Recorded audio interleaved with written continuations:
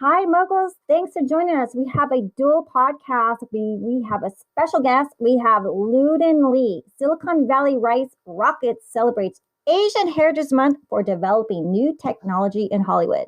We're welcoming Ludon Lee back to the show for part two. Thanks for joining us back for part two, everyone. Hi, Ludon. Hey, so you gotta remind me, what was I talking about part one at the end? So I was talking about New Tech Hollywood and Rice Rocket and how we're a holding company. Is that what we need to do? Yeah, we discovered that you are born in the year of the tiger, but I also wanted to let everyone know too, this is the year of the ox, right? I believe so. Yeah, year of the ox. So the Chinese year of 2021 is the year of the ox. So I don't know too much about that, but hopefully it'll be a lucky year for us. And it says it's more of a lucky year for men and women born in the year of the ox, the year of the snake, the year of the rooster, and the year of the rat. Darn it, I'm a dragon. So anyhow, we're going to talk about Ludon's holding company and how your company is kind of like from your background of video games, right, Ludon? Yeah, let's I want to give more detail of that, so let people know what I'm talking about. Okay, so when I got fired with .or at Glue Mobile, Greg Ballard, and the reason why we got canned was because of management changes. Scott founded the company. He did whatever it took. He needed to get a next round of funding.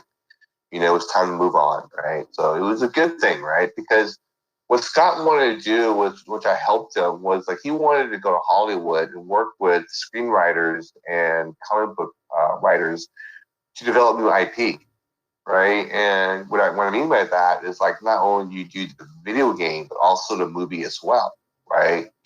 So, and the reason why it was an opportunity for us to pursue that venture was because of the Sony PSP platform, because it was one of the first devices that was pretty advanced during its time when it was Wi-Fi enabled, right? And you could basically offer movies to download on the App Store, right, or even video games. Okay, and from what we know from Silicon Valley, we knew the future of the app with the Apple Store and the Google Store and all that. We just knew the future was coming, right, with the internet. As it was getting more faster and less cheap, right? Eventually that it was time to catch up. Where not only that Silicon Valley would do video games, but also do film and animation as well.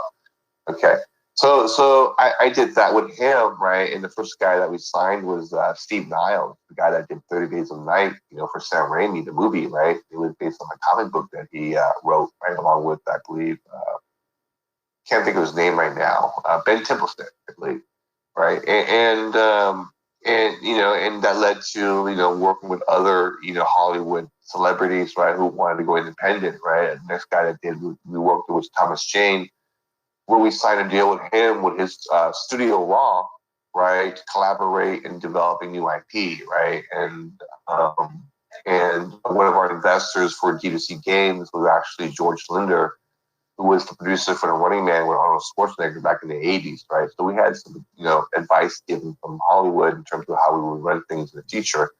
So this was back in 2005. It's like 15 years ago, more than 15 years ago, right? That Silicon Valley had this vision of like developing not only video games, but also movies, animation, eventually music, digital comics, because how do we consume video right now? Pretty much you and I, right? It's on mobile. It's very few of us, actually sit on the couch, watch TV these days. We basically crash in our bed with a laptop, we watch Netflix all night, things like that, right? So you gotta look at how people consume video, at home, right? Like I said in part one, it's like you look at the movie industry with theater sales, right? It's like growing every year. In other words, more and more people are going to theaters paying that $15 ticket. It's pretty much the same thing over and over every year. Versus you look at the market opportunity for like Netflix and Amazon Prime and Apple TV in the world, right? It's growing year after year. And the thing is, like, if you're an independent filmmaker and you want to make your movie and you tell your investors, like, great, like I make my movie, I'm going to get it released domestic, but how do you get international? right? Your distributor, may not have the resources to go global, because they're just still stuck in the dinosaur era of DVDs, right? So, there's an opportunity to attract investors in my world, right? When I say, look, I'm one of the early pioneers for new tech Hollywood in Silicon Valley. It's not traditional Hollywood. We're doing things based on 5G internet in terms of content distribution, right? The challenges I have as a venture capitalist for Ludon Inc. is like the proposals for investments I was getting. It wasn't ahead of its time. It wasn't seeing the future. It was the same thing. I have a great script or I have a great movie project. I'm looking to raise 5 million, right? And I go like, great. How are you gonna make money? What's your distribution strategy? And then you pretty much all say the same thing. We're gonna go to like the Toronto Film Festival or the Sundance or the cons, right? And then find a distributor. It's not like a distribution strategy. We're like, you know what? I'm gonna raise additional money for marketing, right? I have a distribution strategy. I have contacts, which I found on LinkedIn, right? You can find me the account manager for Amazon Prime, which I'm gonna rent and sell my movie by streaming, right? I'm gonna do the same thing for Apple, right? And Roku movies and YouTube movies and Sony PlayStation and Xbox in the world, right? And I'm gonna license my film to a DVD and Blu-ray hardware manufacturer provider. You know what I mean? So there's plenty of those, right? Where they're still in the business of selling DVDs and Blu-ray to Walmart and Target and all that, right? It's for under $10. So there's still money to do that. At the same time, like, what, instead of selling your rights to a global distributor and license it, you just keep it for like you have it for X amount of years while you get an advance and you collect royalties. If they decide to renew your contract, right? You just get paid because that means your movie is selling overseas, right? But that just does billboard. Think about it, right? If you're able to create a business plan where you're basically breaking even, on your film sales, right? And anything else you make on top of that, like video games, the T-shirts, the posters, the trading cards, the collectible toys, right? It's just gravy. That's where it is. It's like don't focus too much on telling investors like, dude, you're gonna make your money off the film. No, dude, we're gonna make money off the video game. But the film is gonna be a billboard to advertise the game, right? And in terms of your distribution strategy, it's like you don't have to like ask people to pay you $15 to go to a movie theater to see your movie. Just put it on YouTube, where it's global. It's like more than 2 billion people go on YouTube every month, right? So make money on ads, and sponsorships, right? You can get them, right? Versus like relying on a distributor to work with AMC and the Regals of the world to get it distributed on the theater side. It's like, how much money you can spend on marketing just to even make money? You know what I mean? You can't compete with the studios in Hollywood because they pretty much monopolize that space. You can't compete with Comcast and Universal and Fox and Disney, and you have Lionsgate, and you have DreamWorks. It's like, let's be real here. There's only a certain amount of theaters in the U.S., right? There's only a certain amount of films that are released in Hollywood that monopolize the space, right? So if you're independent feature, how many screens you're gonna have, right? How much money you're gonna spend on marketing, right? Which is required by the theater owners. So, when you talk to investors, it's not really a good strategy in terms of the waterfall effect, right? Because you got to pay this much for that, got paid for that. So I learned a lot by being a venture capitalist in terms of who I spoke with, right? In terms of producers in Hollywood, right? So that's why I started Rice Rocket, because like like me along with other people I'm working with in the video game industry, we see the future. You know what I mean? It's like, it's not about making money in film or animation, right? It just basically helps offset our costs, which requires a little from our budget to extend the opportunity to reach a broader audience, right? So, how we make our money is the bread and butter is the video game. Where we integrate that with real money gaming for esports, and you can win prizes as well. Or it's story driven. We create this franchise universe. How Marvel did it with a cinematic universe, right?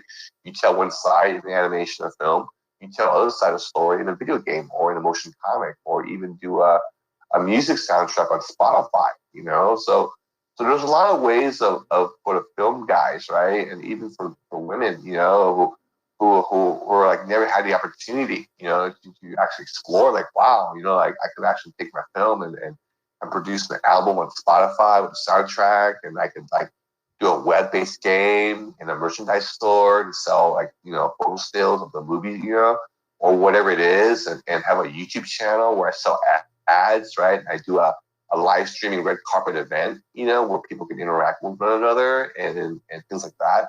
So the future is here. It is more of taking all these pieces together, right, and forming a new company, right? So Rice Rocket, it's a holding company, like Berkshire Hathaway, Warren Buffett, right? We have different divisions of the terms. So we're talking with Ludon, and he was talking about his company, Rice Rocket,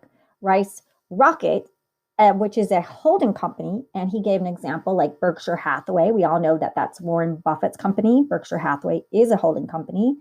And Ludon has an amazing live stream platform. I'm so excited for him to tell you about. Like, you can actually see people and hear people and have a chat room. And I think over like, Ludon, do we have you back? Yeah, I mean, like I showed you, like last month, right? We have a tech platform that we spent money on over the last couple of years, and it was about timing with the pandemic, right? It's like, more and more people are staying home and being interactive online, being more social, right? Be on Facebook.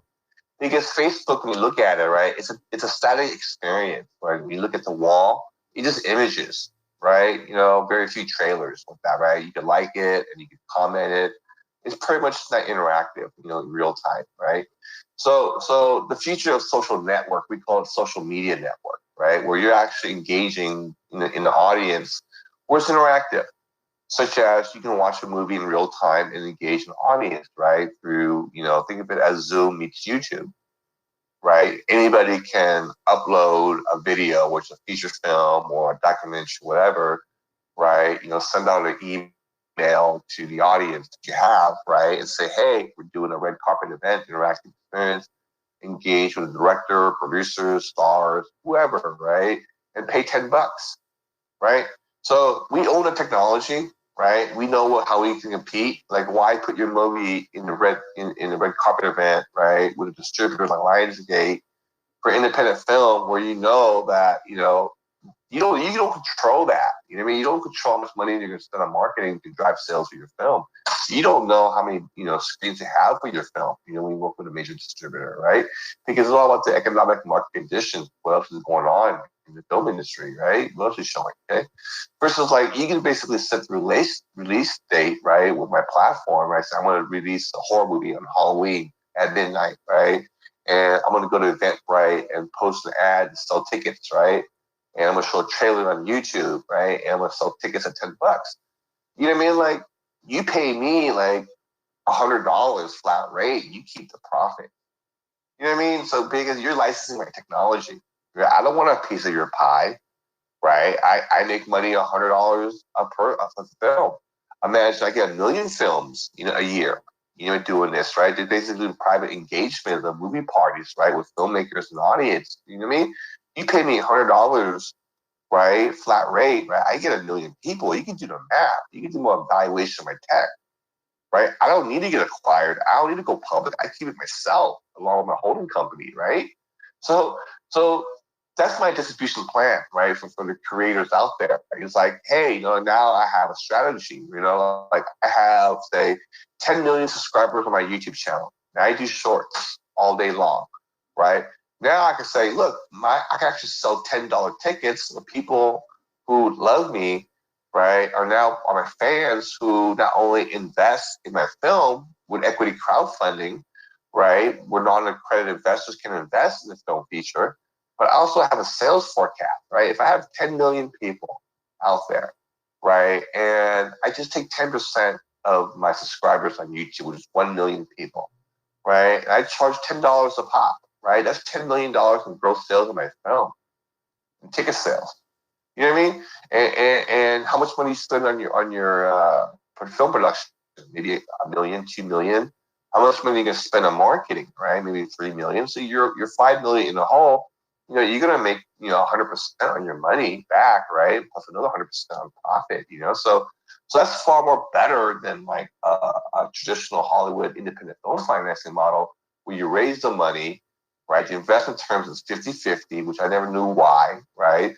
And you make your movie and hopefully you get it distributed, right? And your movie decreases in value as year progresses. You know what I mean? So this is what an example of what Rice Rocket will do for the independent film industry. Is like, look, dude, like we'll provide you with a sales forecast, right? You go out and raise your money, right? And you have to go out to your friends and family for initial seed money, right? Once you get that, you give it to us. We'll raise the rest for you, right? And on top of that, we're game guys, right? So we'll build a game for you. We'll design it, develop it, and publish it, right? And we'll integrate your film, trailers, whatever, promote the video game on our app. We'll do merchandise. And we'll hook up with China, right? And do collectible action figures and sell them on demand, with 3D printing. So there's opportunities for technology, how to converge with content. That's 5G. You know what I mean? So, another thing we have is lawn chair and food truck cinema, right? It's like this outdoor social movie experience, right? It's not like you go inside a movie theater and you're paying $15 and you sit inside, right? And you have to be quiet and you just spend, popcorn and drinks that's overpriced, right? For a family of four, you're going to spend about $100, for a 90-minute experience, right? Versus like, I work out, deals with, local community parks, right? During the warm weather season.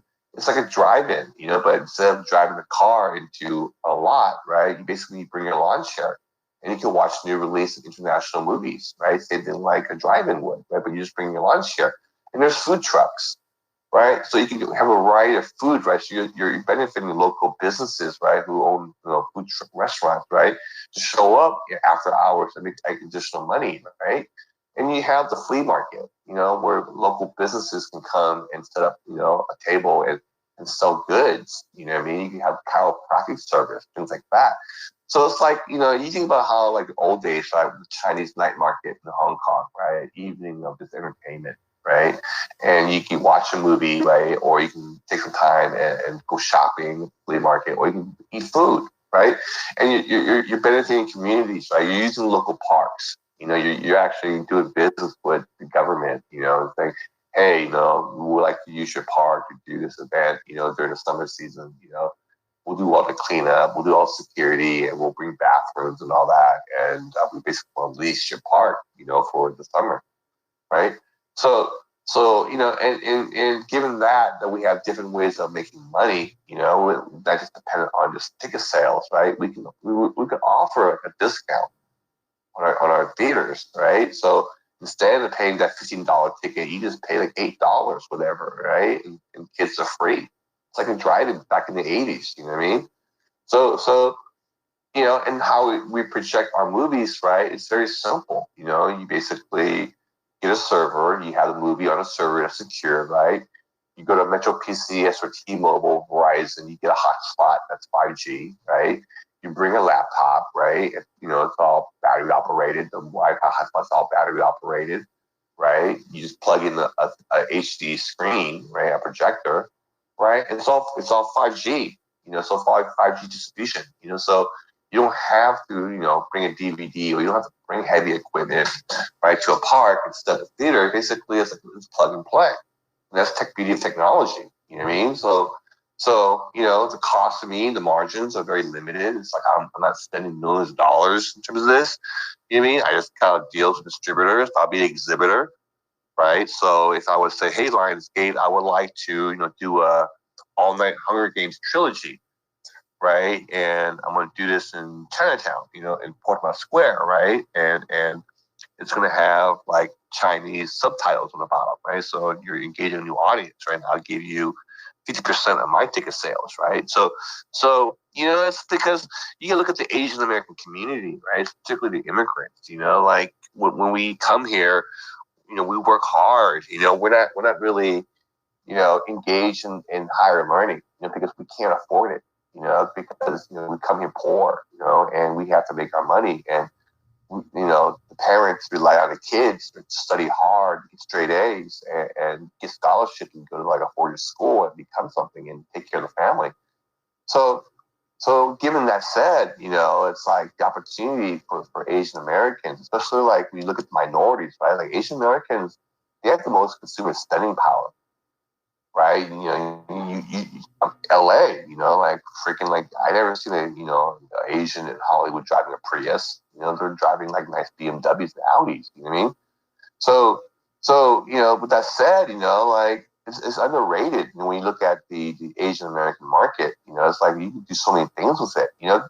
The reason why I think Crazy Rich Asian was so popular and made a lot of money because it was a new experience, right? It's like, wow, now Asian Americans are being represented, and besides that, there was Harold Kumar, right? So then that was successful, became 3 movies, right? So when you look at it, right, it's like, how come Hollywood is not focusing more on Asian Americans? Right? Well, I think that's not really their fault because they have shareholders they answer to, right? And they have to bet on what works. That's why they do franchises over and over again because it works, right?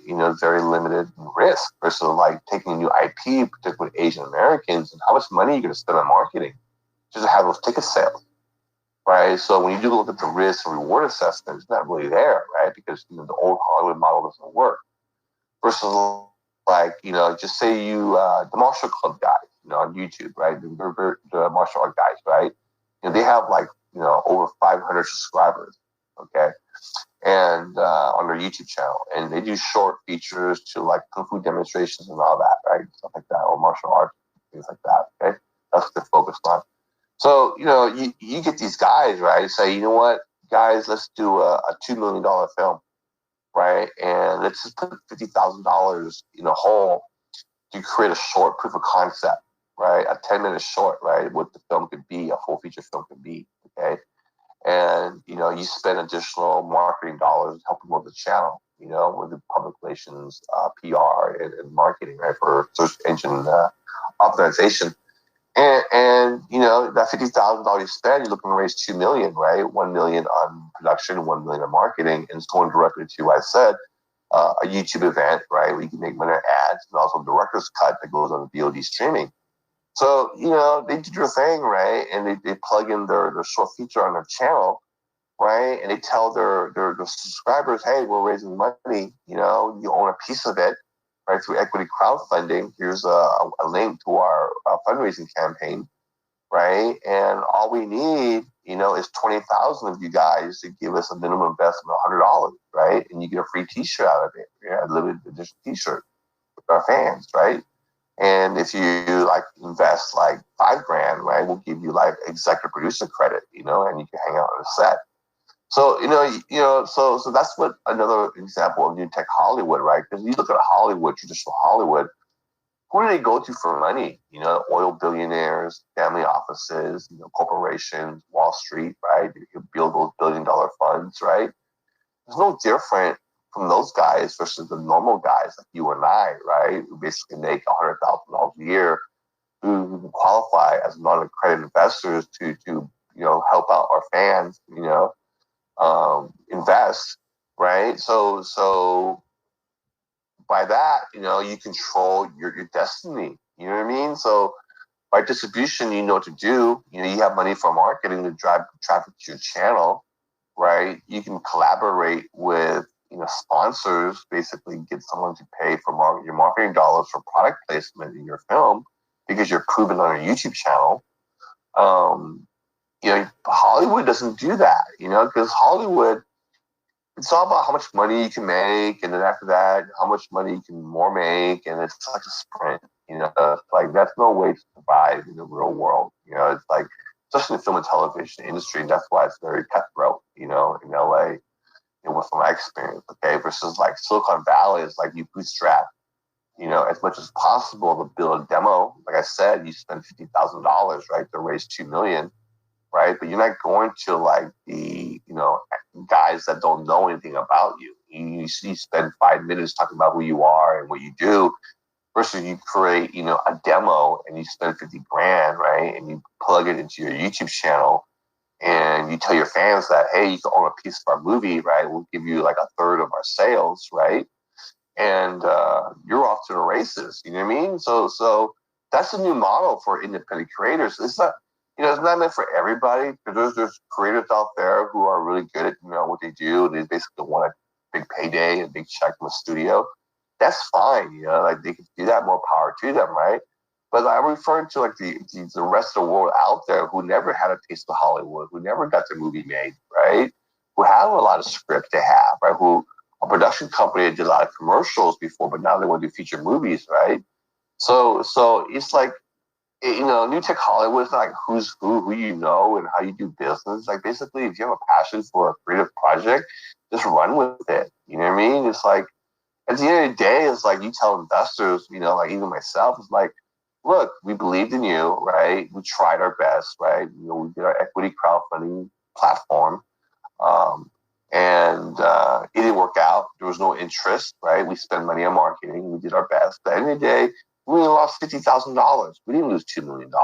With the Marshall Club guys, right? So yeah, dude. I mean, like this is the way it works. Is that Hollywood doesn't think that? It's because they want to get the big payday. When you look at these like budgets for independent films with prolific Hollywood producers, like why would I pay $2 million for a producer fee? For a $50 million film, it's like I'm making you a millionaire, and these investors like, what's going on here? That's why the investors I deal with in Silicon Valley are much different than the rest of the world, because we know tech, we know the future, right? We speculate the market all the time, and that's why we create innovative technology to drive growth, to disrupt things, right? And I think that Hollywood is time for disruption, given with the internet access, right? Netflix was just the first thing. It was the first generation wave, right? Now with 5G, coming into place, right? Where you have like third world developing countries who are building their economy, right? They don't have like Comcast, where they're going to lay out cable wires all over the country, right? It doesn't work that way. They just set towers, and then they have internet access, right? That's the way they consume content. Whereas streaming television, live sports, whatever it is, that's the future, right? And on top of that, you make it social, right? You make it e-commerce. You have a merchandise store. You know what I mean? Yeah, and so Ludon has so many amazing things. Please check out LudonInc.com, his website. You can see all his amazing subsidiaries like video game, sports, shopping casino, World Casual Esports League, Superfly Studios, Animation Studios, Player Club Studio, Popcorn Party, Lawn Chair and Food Truck, Music Plus, Music Bar Games, Me DJ Mobile, Ludon Studios, Animation Studios, Horror Vision Studios, because I know you love horror films, and your live streaming, which is so amazing because it's interactive, so you can sell tickets on there and the fans can see each other and hear each other and chat and talk. So it takes like what is it, the not the party platform, which Twitter and Spotify soon will have that new element where you can hear and talk to people, but Ludon is seeing, talking, hearing, interacting, and writing. So it's amazing, and I would love for Ludon to come back to part 3 and talk about that, because we are celebrating Asian History Month with Ludon Lee. And Ludon, can you tell people where they can catch up with you and find out more about what your Rice Rocket company is doing? Yeah, I mean, like we start making our announcement this month. A very soft launch through LinkedIn. I'm not spending any money on PR at the moment. Because how I bootstrap, because I'm only engaging to a very limited audience right now with my colleagues on LinkedIn. And I'm just testing the waters and see how it goes, right? I mean, there's a lot of things that we're working on, that we're building it brick by brick. We're not going to, all those companies you mentioned, yeah, it's in our portfolio, but that's going to be expanded over the next 5 years. You know what I mean? So, for one thing is like I am a venture capitalist. You can check out my website at ludoninc.com, right? The email on the website is outdated. It's no longer in use. So instead, just go to LinkedIn and look me up, right? And add me and send me a message. Say hi. And if you're in San Francisco Bay Area, if you want to get coffee, whatever, Thank you so much, Ludon, for being with us today and celebrating Asian Heritage Month, and also Island Pacificers. We wanted to say hi to everyone. Thanks for listening, and come back for part 2. And next week, we're going to have part 3 with Ludon Lee to continue celebrating Asian Heritage Month and Ludon's company, Rice Rocket, developing new technology in Hollywood. Thank you so much, Ludon. Thank you for everyone for listening. Bye.